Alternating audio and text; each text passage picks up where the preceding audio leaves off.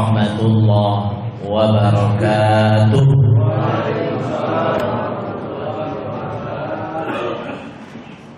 Sehat Pak? Bu, sehat Bu? Alhamdulillah. Alhamdulillahi rabbil alamin. Wassalatu wassalamu ala asyrafil anbiya'i wal mursalin wa ala alihi wa sahbihi ajma'in. Asyhadu an la ilaha illallah wahdahu la syarika lah wa asyhadu anna Muhammadan abduhu wa rasuluh alladzi la nabiyya ba'da. Ayahanda, ibunda serta jemaah maghrib yang berbahagia, alhamdulillah, bersyukur kita kepada Allah. Di maghrib yang berkah ini kita masih bisa datang ke rumah Allah, memenuhi panggilan Allah, melaksanakan sholat fardu maghrib berjamaah. Kemudian nanti setelah ini dilanjutkan lagi nanti sholat isya insyaallah berjamaah. Antara maghrib dengan isya ada majelis ilmu. Kepada Allah saja kita berharap semoga rangkaian ibadah yang dikerjakan dari sejak bangun tidur tadi hingga nantinya tidur kembali, kita berharap kepada Allah semoga semua yang dikerjakan ini bernilai ibadah di sisi Allah Subhanahu wa ta'ala. Amin ya rabbal alamin. Sholawat beriring salam kepada Allah kita sampaikan, semoga tercurahkan kepada baginda Rasulullah sallallahu alaihi wasallam. Allahumma salli ala sayyidina Muhammad wa ala ali sayyidina Muhammad. Mudah-mudahan Bapak dan Ibu yang Allah muliakan, setiap sholawat yang kita ucapkan itu kepada Allah kita berharap semoga kelak kita mendapatkan syafaat. Amin ya rabbal alamin. Sebelum dimulai Pak Bu, saya mau ajak berselawat bersama. Mau Pak Bu? Mau. Salatullah salamullah ala taha rasulillah. Salatullah salamullah ala habibillah. Masya Allah, terima kasih Pak Bu. Bapak dan Ibu yang Allah muliakan, harusnya yang menyampaikan tausiah maghrib ini adalah Ustadz Edi Setiawan. Tapi tadi siang beliau nelpon, tolong gantikan Ambo. Di mana gantikan Ustadz? Masjid Al Barokah. Lai tahu, rasu-rasu tahu Ustadz. Bang tahu dekat rumah Pak Haji Awang ya? Ah itu orang kampung Awang. Bapak dan Ibu yang Allah muliakan, pada kesempatan yang mulia ini kita akan bahas tentang surat Maryam. Ayat, nama suratnya Maryam. Nama ayat, nomor ayatnya nomor 20 dan 21. Nah, nanti ditengok saja ayatnya Pak yang hafal, alhamdulillah. Kita baca dulu. Bismillahirrahmanirrahim. Qalat, Maryam curhat, anna yakunu li gulamun. Apa curhat Maryam? Maryam itu siapa Bu? Omak Nabi Isa, ibu Nabi Isa. Maryam curhat. Apa yang dicurhatkan oleh Maryam? Bagaimana mungkin, kata Maryam, dalam perutku ini ada janin. Takojuknya Pak Maryam itu Pak. Kau paham bahasa Minang Pak? Maryam kaget, kok bisa ada benih dalam perutnya. Walam yamsasni bashar. Sementara tak pernah ada seorang laki-laki pun yang pernah menyentuhku, kata Maryam. Maryam Pak berisi perutnya kaget ya Pak. Walam aku baghiyah. Mohon maaf Pak Bu, kata Maryam dalam curhatannya itu, saya ini bukan seorang pelacur. Laki-laki tidak pernah menyentuhku, kok aku bisa hamil. Bapak Ibu yang Allah muliakan, curhat Maryam seperti ini dijawab langsung oleh Allah dengan menurunkan malaikat Jibril. Apa itu? Ayat berikutnya. Qala kadzaliki. Jibril berkata, seperti itulah ketentuan Allah. Qala rabbuki huwa alayya hayyin. Mudah bagi Allah itu Maryam, enggak usah kaget. Walinaj'alahu ayatan linnasi wa rahmatan minna. Kamu hamil wahai Maryam, tak ada laki-laki yang menyentuhmu, kami tahu. Dan kamu juga bukan seorang pelacur, kami juga tahu kamu wanita baik-baik, kata Allah. Tapi adanya janin dalam perutmu itu wahai Maryam, itu adalah tanda dari kebesaran Allah. Apa tanda dari kebesaran Allah? Mudah bagi Allah menempatkan janin dalam rahim seorang wanita, walaupun wanita itu tidak pernah ada yang menyentuhnya. Lanjutan ayatnya apa kata Allah? Wa kana amran maqdiya. Wahai Maryam, terima sajalah. Ini sudah Allah tetapkan. Apa yang kita sampaikan Bapak Ibu Allah muliakan. Dalam keyakinan kita, hamilnya ibunda Nabi Isa itu memang tidak disentuh oleh laki-laki. Dan kita meyakini walinaj'alahu ayatan linnas, itu adalah kuasa Allah. Saya mau tanya nih Bu, Pak, mudah tak bagi Allah meniupkan janin atau ruh dalam rahim seorang wanita walaupun wanita itu tidak disentuh? Mudah tak Pak? Mudah. Kita mengenal nenek dan kakek kita ada tanpa ayah, tanpa ibu. Siapa tuh? Adam dan Hawa. Sekarang ada lagi wanita dan akan lahir seorang anak di mana dia nanti lahir tanpa ayah. Siapa itu? Nabi Isa alaihissalam. Cuman ini Pak Bu, hamilnya seorang wanita tanpa pernah disentuh oleh laki-laki hanya boleh terjadi pada Maryam. Tidak boleh lagi terjadi pada Maryam-Maryam lain.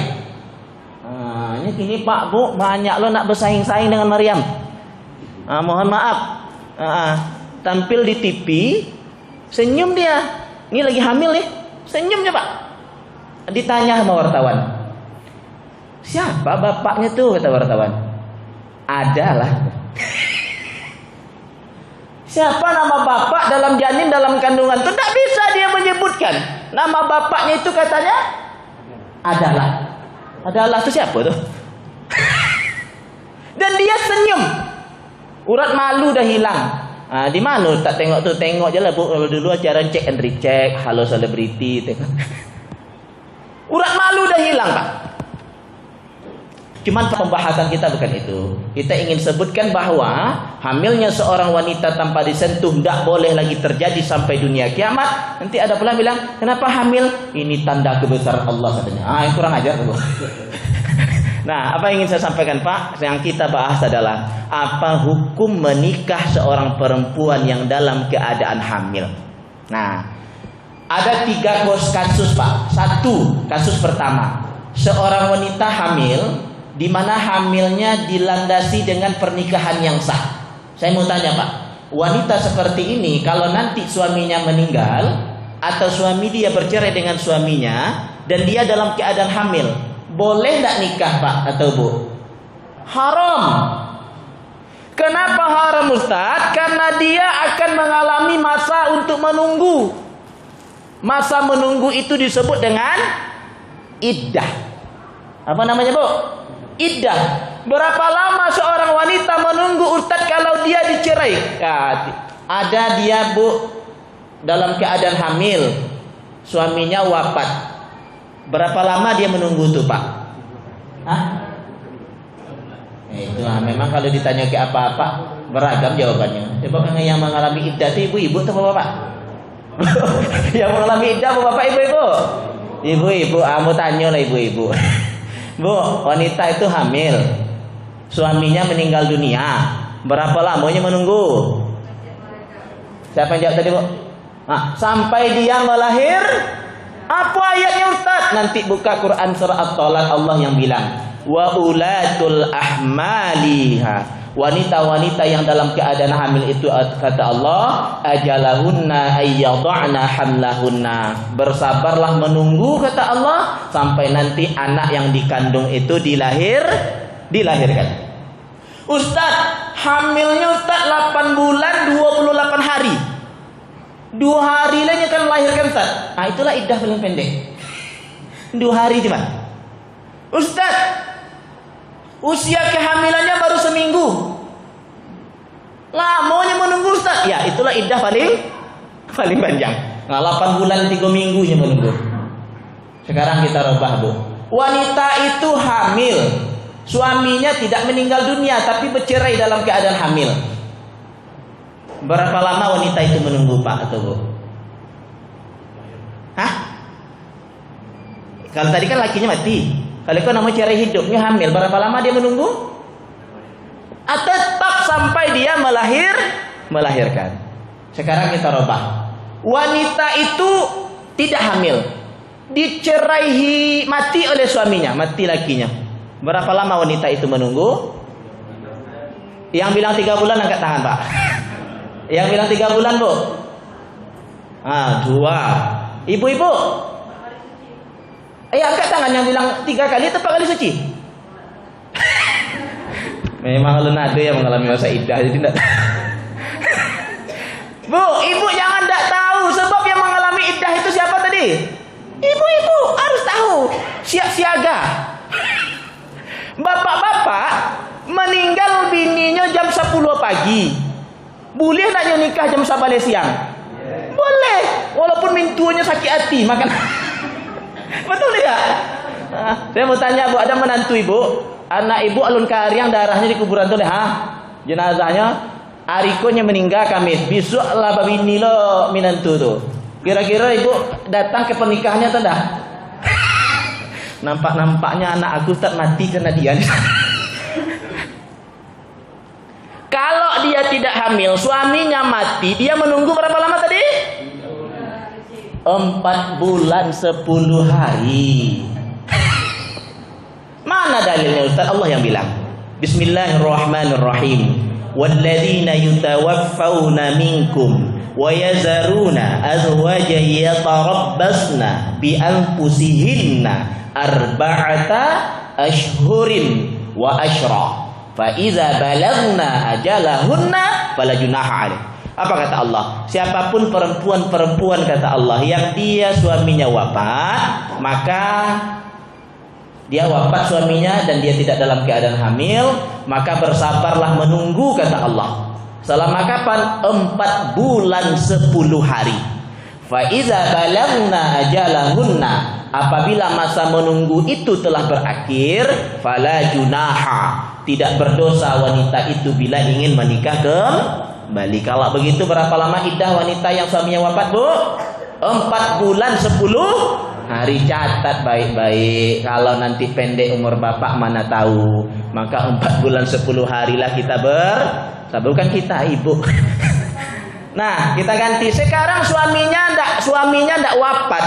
Dia tidak hamil, dicerai dia. Nama cerainya cerai hidup. Ini cerai duanya, Pak. Cerai hidup sama cerai mati. Nah, kalau cerai hidup itu berapa lama dia menunggu, Bu? 3 bulan 10 hari. Inilah, Bu. 3 kali. Kita baca ayatnya. Apa kata Allah? Wal mutallaqatu yatarabbasna bi anfusihinna thalathata quru. Siapapun wanita yang dicerai hidup oleh suaminya, bersabar menunggu kata Allah. Sampai kapan? 3 kali quru. Ini banyak orang salah paham, Pak. Dikiranya 3 bulan. Persoalan 3 kali quru itu 3 bulan lain waktu. Yang jelas Allah tidak bilang 3 bulan. Apa itu quru, Ustaz? Quru itu kan bahasa Arab. Dia masuk dalam kategori kata lafzun mushtarak. Satu kata memiliki banyak makna. Di antara makna quru itu ada haid. Satu lagi memahami bukan haid tapi suci. Nah, kalau begitu wanita yang dalam keadaan dicerai hidup berapa lama menunggunya? 3 kali suci atau 3 kali haid. Baik, kita rubah. Nenek-nenek yang ditinggal datuk. Berapa lama nenek menunggu, Bu? Kok kata kok sampai mati, Pak? Lah kadang. Jangan dikira nenek-nenek tidak punya masa iddah. Coba. Mana tahu ada nenek ditinggal datuk kan? Datuk rupanya babina. Nenek yang ditinggal datuk juga punya iddah. Berapa lama? 3 bulan. Itu baru betul 3 bulan. Jadi untuk siapa iddah menunggu 3 bulan? Untuk nenek yang ditinggal datuk. Makasih. Nah, Ustaz, ada yang tak pernah mengalami fase haid. Siapapun nanti wanita yang menikah dia usianya belum usia haid atau dia tidak pernah mengalami masa haid sama sekali, ya maklumlah Bu, kuasa Allah kan, memang tidak ada dia siklus haid. Nah, kalau ada orang seperti itu, kalau dia nanti menikah dan terjadi perceraian-cerai hidup, maka disamakanlah semua wanita itu dengan nenek tadi. Kalau begitu berapa lama orang tuh nunggu? 3 bulan juga. Nah, lanjut kita.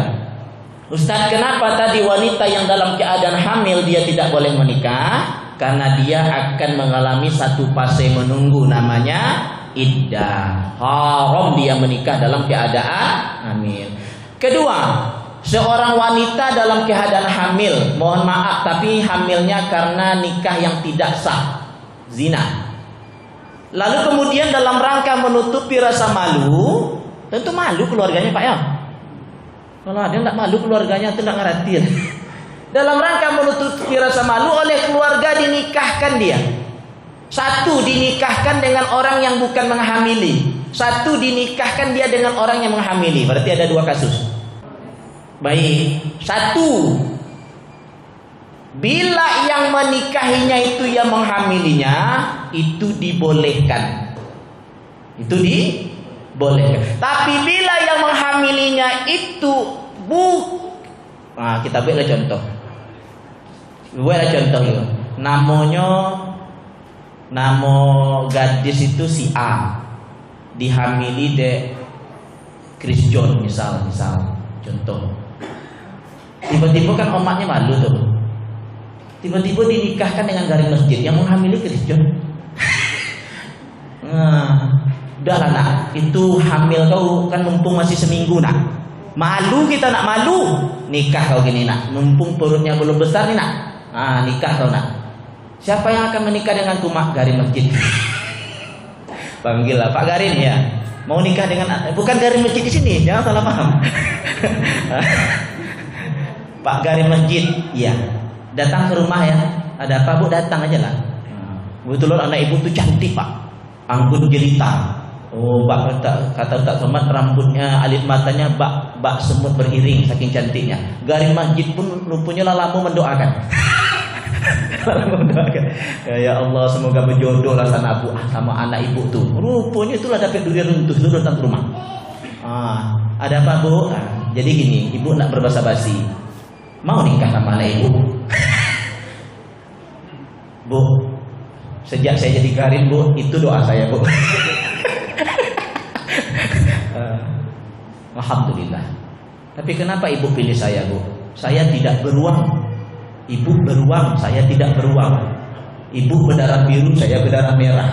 Rasa-rasanya Bu dapat menantu seperti ibu nih sesuatu gitu. Mau tak? Mau Bu?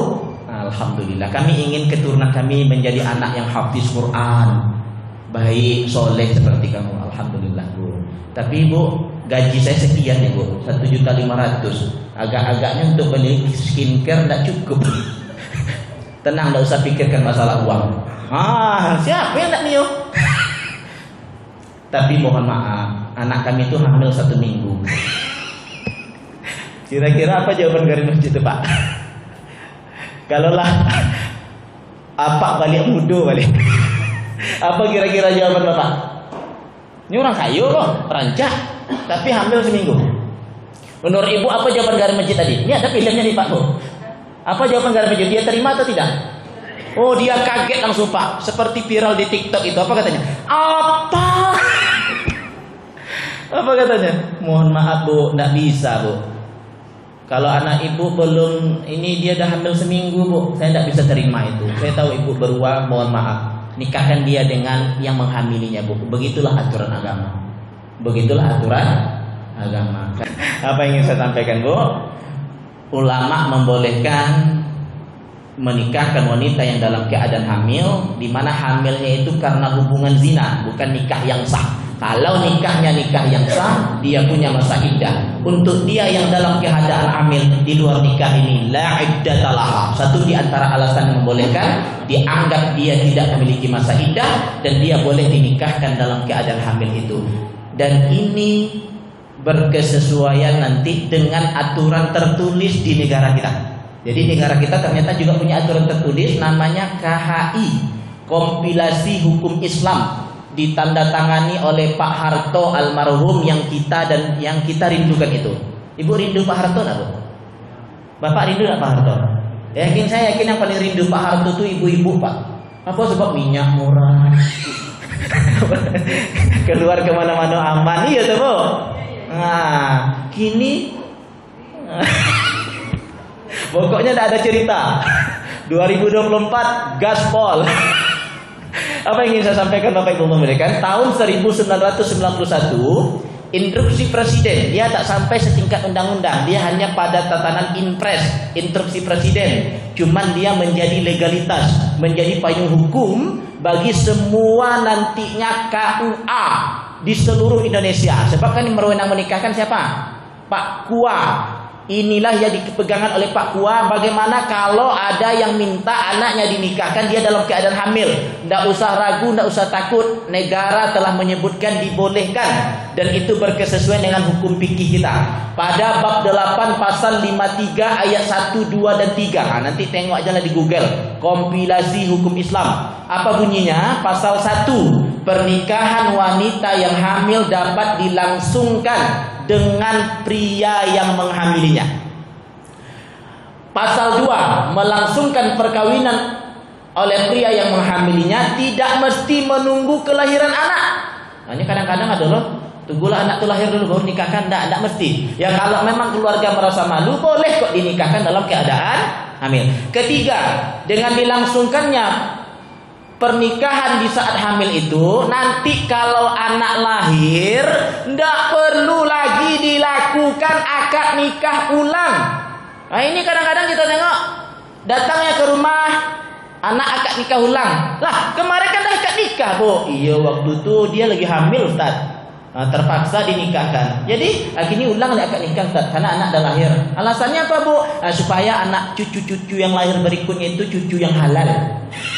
Cucu ya, alah, jadi cucu yang lahir ini cucu apa? Cucu haram gitu, anak haram gitu. Na'udzubillahi min zalik. Jangan pernah ada mulut kita mengatakan anak haram, apatah lagi cucu haram. Tidak ada anak haram, tidak ada cucu haram. Yang ada perbuatan ayah dan ibunya yang haram. Kan itu yang Allah bilang lewat lisan nabinya, kullu mauludin yuladu alal fitrah. Setiap bayi yang lahir itu tak bersalah, dia suci, bersih, tanpa noda dan dosa. Nah, ada dosanya dong. Kok dibilang dia anak haram? Jadi mengulang akad nikah setelah anak lahir nanti tidak perlu. Itu perbuatan main-main. Ada masanya nanti kapan akad nikah ulang ada. Ya kalau dia hamil nanti kita bahas. Yang ketiga, kasus ketiga, seorang wanita hamil, hamilnya di luar nikah. Yang menghamili Chris John, yang menikahinya Donald Trump. Boleh tuh, Pak? Boleh tak? Ini sepakat ulama. Walaupun nanti ada sebagian kecil membolehkan. Sepakat ulama, artinya 99% lah gitu, ulama mengharamkan. Apa sebab? Bertentangan dengan hadis Rasulullah. Apa hadis Rasulullah, Ustaz? La yahillu li imri'in. Tidak halal bagi siapapun, kata Nabi. Maka yu'minu billahi wal yaumil akhir, dia mengaku percaya kepada Allah, mengaku percaya pada hari kiamat, tapi kemudian dia menyiram di atas siraman orang lain. Indah bahasa Nabi, Pak.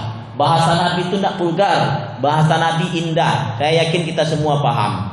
Siapa yang mengaku beriman kepada Allah dan hari akhir, kata Nabi, lalu dia menyiram di atas siraman orang lain, itu dilarang. Inilah dalil yang digunakan oleh ulama. Ya kalau yang menghamili wanita itu misalnya si Chris John, maka tidak boleh Donald Trump yang menikahinya. Apa sebab? Itu disamakan menyiram di atas siraman orang lain. Sampai di sini ada yang ingin ditanyakan, Pak, Bu? Silakan.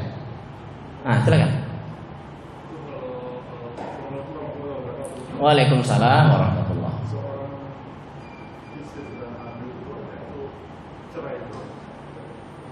Istri dalam keadaan hamil? Baik, ada pertanyaan dari Yahya Ginda kita. Istri dalam keadaan hamil boleh dapat cerai?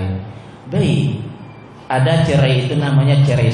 Cerai itu masuk nanti Pak kategori suami menceraikan istri dalam keadaan hamil. Kalau kami dulu waktu belajar fikih, Dosen saya bilang suami yang ininya nggak ada.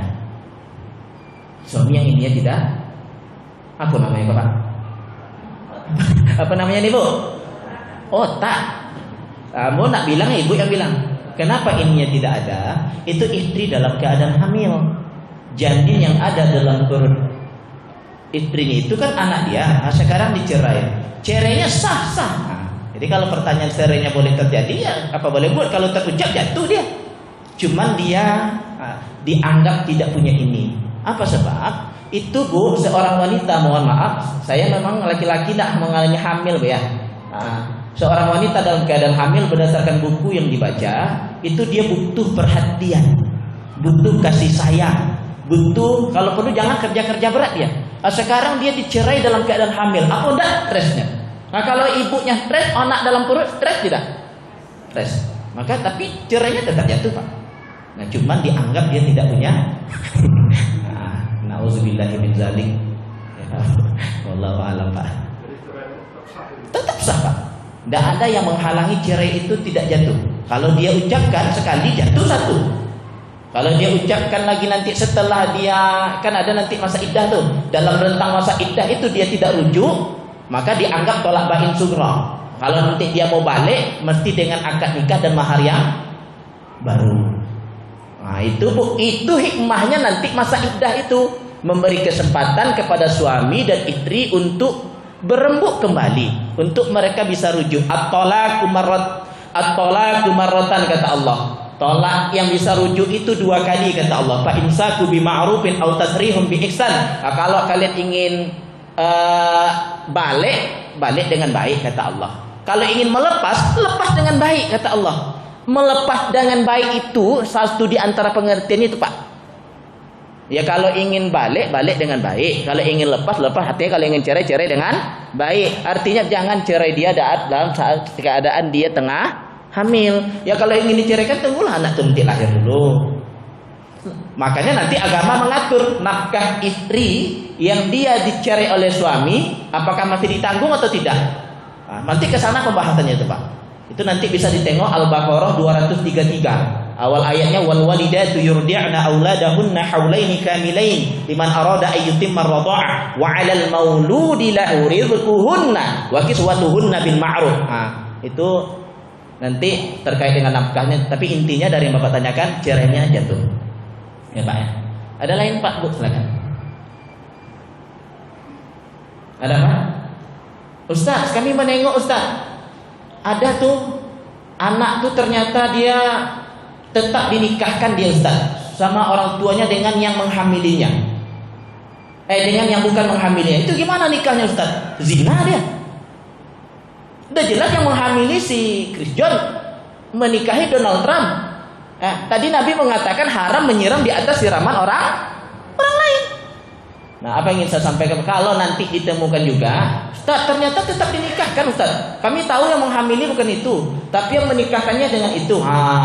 Berarti mereka pakai pendapat ulama yang membolehkan, tapi itu hanya sedikit saja ulama yang membolehkan.